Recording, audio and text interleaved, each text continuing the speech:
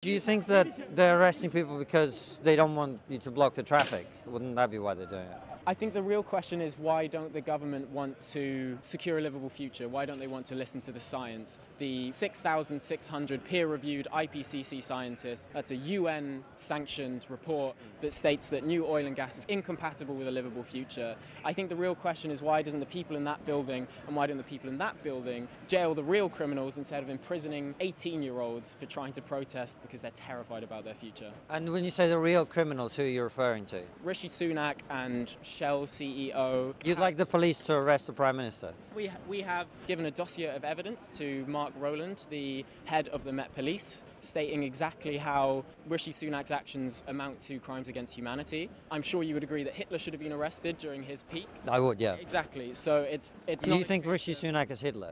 I think Rishi Sunak is amounting to crimes against humanity. What is 15 times 4? 15 times 4. Gosh. 20, 23. 20. 24. 48. 48. 48. It's 48. I would say 48 with her. I'll say 48. 48. What's going on, everyone? Sauce Kenny here today, and I got analysis for you guys. So we're going to be talking about progressive education, and what I mean by progressive education is a term that I I didn't create the term. I'm just piggybacking off what Dinesh D'Souza says, but to encapsulate for people who may not know what progressivism means, it's more of this communist, socialist, collectivist group thinking that's been permeating in our education system, right? Social emotional learning, I consider that progressive education. Anti-racism is a branch concept of critical race theory. I consider that progressive education. It's all these things that comes across more as indoctrination than education. As you saw from the intro, you saw in the beginning, lady didn't know how to do math, and that's college students. Yes, you heard that right. That's college students. They didn't know what 15 times 4 was, which is 60. They thought it was 48, 23, 28. These are the people that, that rest on their credentials. Oh, I got a bachelor's degree in studies here. I got a bachelor's in communications. I know what I'm talking about. But in college, where you're supposed to have some rudimentary level of math, you can't tell someone what 15 times 4 is, and you're not even sure of your answer. This is the state of education in the Western civilization. And then second part of the intro, you saw the climate change activist saying that he's equating a guy to a climate version of Hitler because he's not doing what he wants to do. When if this is a hill if this is a thing I need to trump it up, fossil fuels is a path to our prosperity. There's a correlation, strong correlation with human productivity, human flourishing, human prosperity associated with fossil fuels. Because why? Fossil fuels is a cost-effective energy source. It's the most cost-effective energy source that we have available today. And based on efficiency, fossil fuels, it powers 80% of the world's infrastructure. You can't replace 80% of the world's infrastructure with the most expensive and the least efficient option, which is solar, wind, and the alternative. The only thing that's come close to this, the cost effectiveness of fossil fuels, is nuclear energy. And climate changers hate that too. So what is this based on?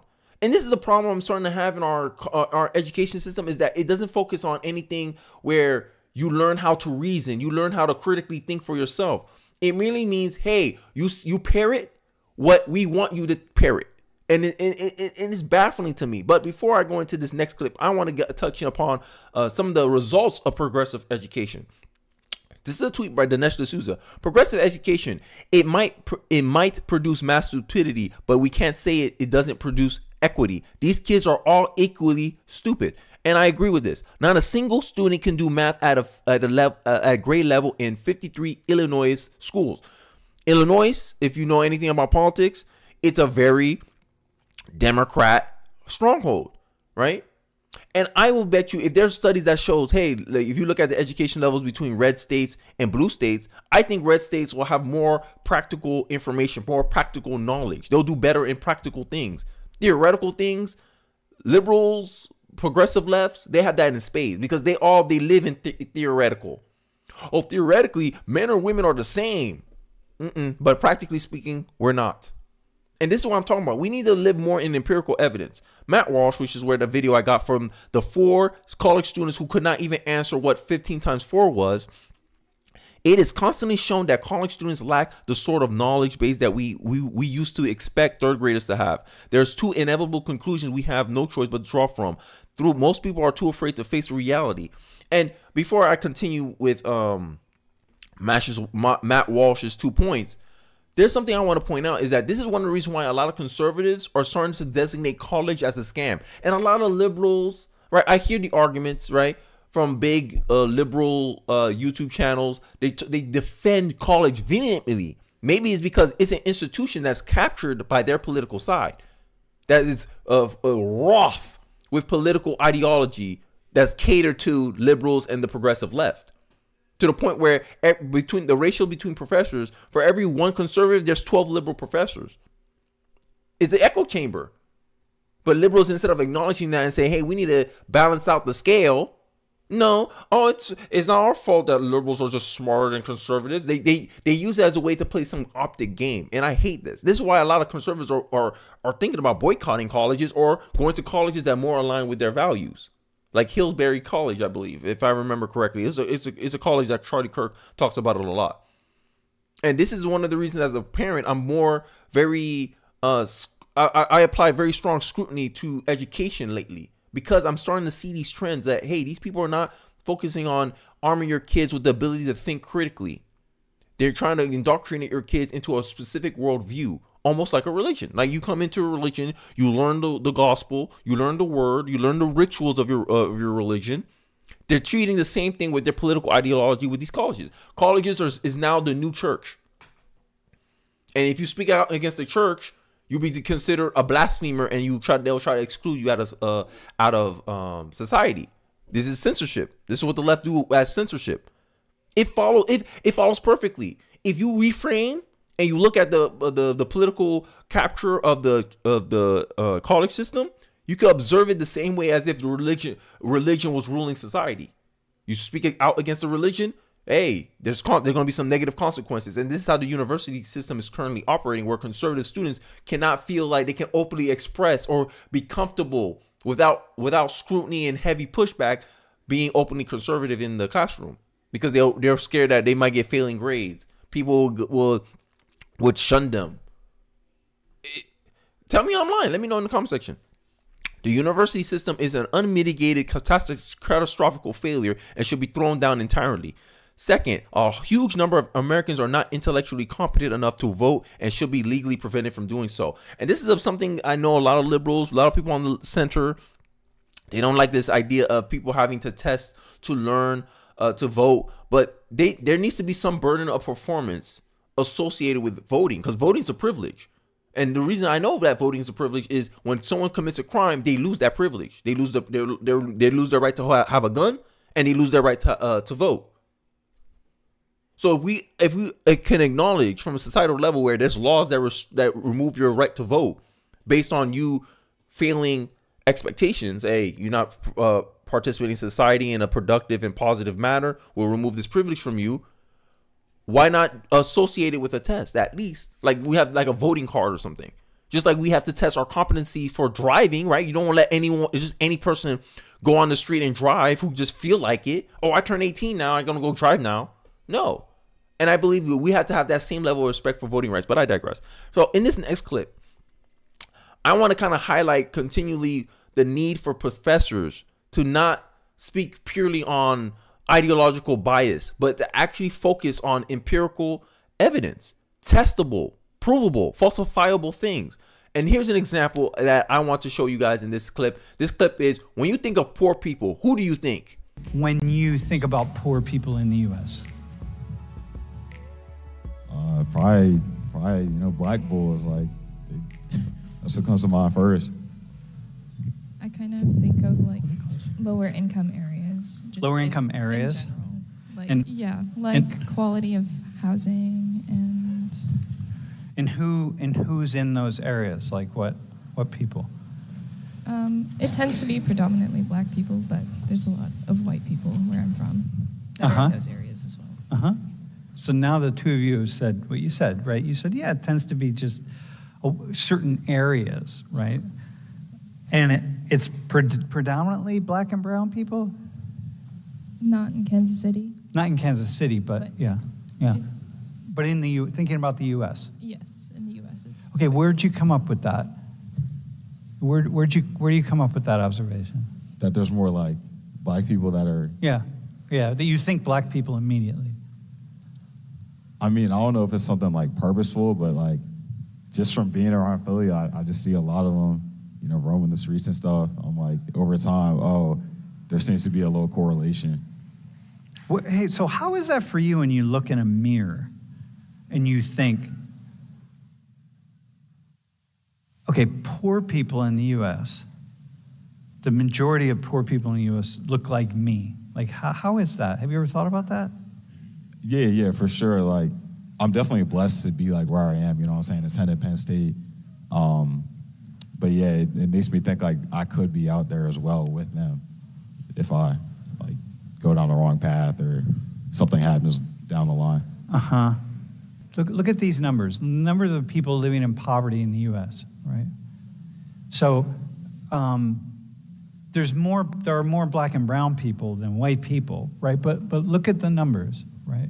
So Isaiah, you said that, yeah, mostly black people, right? Yeah. Okay, so now what do you think? I mean, like I said, that was just from my observation. No, I got you. Yeah. No, but it's not just an observation. It's like what you walk around with in your mind, right? When you think, because when you think poverty, think poor people. Like if in your mind, anytime anyone says something about poor people, you think black people, it's like, okay, hang on, that's big, that's really important. So what's this say? Like what yeah. Yeah, it's enlightening, man. Like it's cool to see a stat like that. You see that? You heard that, right? Kid was like, "Oh, it's enlightening." Actually, and he was kind of happy about it. Like it's almost like, "Oh, so I was sold a lie. Like black people are poor kids, right? Like the Joe Biden clip. Poor kids are just as bright as white kids," insinuating that no white person is poor. Right, all this talk, like it's so like this double thing, this cognitive dissonance that a lot of people have because they want to confirm their self-perception. Oh, I had it harder than everyone else, because this is something that a lot of black people in black culture like to think about themselves, that they had it harder than everyone else. Oh, I have it harder than everyone else. So they find I forgot what it's called, selection bias, confirmation bias. Let me know in the comment section if you know the exact terminology. But they look for examples and things to justify it, no matter how small the sample size is. Oh, based on my experience, everyone I grew up around is poor. And they all were black. I never seen a poor white person in my life. That's someone in the hood that would say that. I grew up in the hood, so I can say this. Yeah, but it's just you and your income level. Because if I go to there's a wealthy black area, and all the rich people I saw was black, that the sample size will be invalid, because then when I go out, people will be like, "Oh, what are you talking about? Black people can't afford this. Black people can't afford that." It's based on our own personal experience. But for some reason, if someone's lived experience goes counter to whatever the narrative is, all of a sudden we want to discount that. Oh, you can't be judging things off your personal experience, says a commenter on my thing when I put out statements like, "Oh, racism can't really stop me." When I say that racism is not a big problem in most black Americans' lives because I don't think I'm special. The only thing that makes me different from another black person is I made different decisions. And I believe if they make the same decisions I make, they'll get a similar outcome. That's just the basic theory of my claim. And these same people then will challenge me and say, "Oh, Kenny, you can't just judge everything off your own personal experience." And then I go, "Pot calling the kettle black? Aren't you doing the same thing?" And this is why I'm talking about. I think the progressive education is creating mass idiocy, is because it's not trying to teach people how to think. It's trying to teach people what to think. And there was a professor that went viral, and I'm going to go a little bit into this clip. He has a Piers Morgan interview, and he kind of broke the mind of this student who was just going along to get along. And I think this is why we have such mass idiocy in our culture today, because everyone's just trying to go along with the trends. Everyone wants to be a follower. Everyone wants to be liked. And I think What's necessary is a little bit of tough love. I'm a big proponent of that. Tough love. Right? That's why I go at people in my comment section the way I do, is because we can't tolerate people continuing to think like this. This shallow, superficial thinking based on emotion. Because you need emotion to get the energy to execute on the logic, on the ideas. Yes, emotion is important, but logic is required. Because without logic, you cannot channel that energy in a productive manner. And I think this is what we need more of in our society. Let's take a look. The United States, who uses Harry Potter in his storytelling course, has gone viral for his response to a student questioning about J.K. Rowling's supposed transphobia. Warren Smith was asked, do you still like her work despite her bigoted opinions? What happened next was a very swift and forensic lesson in critical thinking. Let's define bigoted opinions. What opinions are bigoted?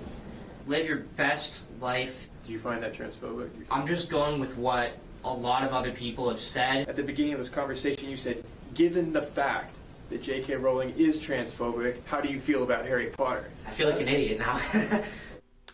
But after the video was shared by Elon Musk, it's now been viewed over 40 million times on Musk's platform X, with tens of thousands of comments heaping praise on Warren for his masterclass in how to think for yourself.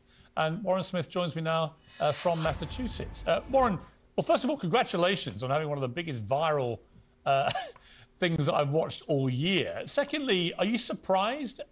Because it's really captured, I think, a mood of people desperate to see teachers behaving this way, where you didn't take a position. You simply laid everything out and let the student reach their own conclusion. Yes, I believe that is very rare in college nowadays, because remember, I already pointed out earlier in the beginning, college is ideologically captured by the left. Academics are overwhelmingly left. All the professors, 12, 13 to 1, 12 to 1 rate, whatever, depending on what college you go, sometimes it's 16 to 1 ratio, liberals versus conservative. And because of this ideological capture, because they feel so comfortable being openly liberal, openly socialist, openly conservative, not conservative, sorry. Because if you're openly conservative, they'll attack you. They'll chastise you. Yeah, I am absolutely surprised by this completely. I never expected this at all. This came out accidentally. We have interactions like this on a daily basis. This one just happened to be captured on camera. We were conducting a broadcast at school. I teach multimedia, and I teach students how to work with camera and how to be on camera, and the student was getting cold feet to do the newscast, and so I said, I'll show you, it's not difficult, we'll do a little warm-up, and here, I'll just sit here, ask me whatever you want. It's just a conversation. What's something interesting that we could talk about? You know, what's on your mind? And that's the question that came out, and you saw the rest unfold. It was really fascinating to watch the student, and credit to the student who was prepared to listen to you. I think because of the non-hostile environment you immediately created, was able to go on a kind of journey of exploration. Now, I've been crying out for schools and universities to follow this path, where students can actually debate these things in a good environment, hear other sides to another. See, and I'm going to end it off here because I don't want to spend too much time, but the problem with that thing is that you expect these people to be, like, you know, pretty much honest, and it's hard for someone to be honest when, like, here's an example. Mainstream media, we know, in my view anyway, I showed countless times, the mainstream media have an overwhelmingly liberal bias, right? And for them to call it down the middle, they'll have to point out things that people on their side are doing wrong. Who's harder to criticize, a stranger or someone you know? Okay, now let's flip the answer. Who's easier to criticize? Someone who is against your ideology or someone who's for your ideology? And this is the problem that colleges face, is that they don't want to seem impartial because a part of these professors' beliefs, and in my view, this is my personal view, every liberal thinks that everyone else should be a liberal and nothing else. Because if you look at the stats, Democrat voters block people of opposite ideologies from them, alternative ideologies from them. Their actions literally speak, hey, everyone has a right to be a liberal and nothing else. This is why they say, oh, you can do whatever you want as long as you do what I like you to do, as long as you do what liberals do. Meaning you don't do what liberals do, okay, we don't want you to do that. And this is the problem that we have in our culture today, is that we have a lot of these institutions that are captured by overwhelmingly liberal bias, overwhelmingly liberal ideology or left-wing ideology, and you expect them to be like moral about it and not use it in a Machiavellian way. And we observe it. They have been using the fact that they capture these institutions in a very Machiavellian way. Look at DEI. You speak out against DEI, you may lose your job. Because all these people on the political left, all they care about is power. And he who has the power makes the rules. So they're like, okay, we make sure we put ourselves in positions of power. We make sure we capture these institutions in college. We make sure we create hiring processes that filter out conservative, more alternative viewpoints. So that way they don't end up taking over the institutions like we did in the 80s, in the 70s, in the 60s. This is the reality. And I think the only way this is going to change is if we boycott, right? Okay, conservatives don't send their kids to the colleges that have this anymore. Create a market demand, create some type of penalty to punish this kind of echo chambers that's being created in our institutions, corporate America. But, you know, that's just some of my thoughts. Let me hear yours in the comment section. Let me know your thoughts about it. You think a lack of critical thinking is really hurting us? Let me know your perspective on this. Don't forget to like, comment, subscribe, and I'll catch you guys on the next one. Peace.